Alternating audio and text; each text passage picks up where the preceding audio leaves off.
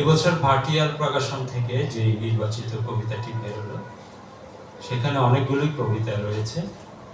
এইখানে এই বইয়ে গোষ্ঠবিহারী সাহা যেমন বলছেন, দেশ নিয়ে কথা বলছেন, ভাষা আন্দোলন নিয়ে কথা বলছেন, মুক্তিযুদ্ধ নিয়ে কথা বলছেন, রাজনীতি, রাষ্ট্রধর্ম, দুর্নীতি, সংবিধান কিংবা একটা রাষ্ট্রীয় সন্ত্রাস, যেগুলো তাকে শোকার্ত করে তুলেছে, একটা মনোরুচির জায়গায় তৈরি করে দিয়েছে যে তাকে এই পংক্তিগুলো লিখতে হবে। এই কবিতা আপনাদেরকে শোনাতে চাই। এ কেমন বর্বর যুগে করিতেছি বাস, যখন স্বদেশ আমার সভ্যতাকে কাটাইয়া পাস, নাহি গণি বিধি ও বিচার, সন্ত্রাসী দমনে করে রাষ্ট্রীয় সন্ত্রাস। কবিতার নাম হচ্ছে খুলে দাও দ্বার।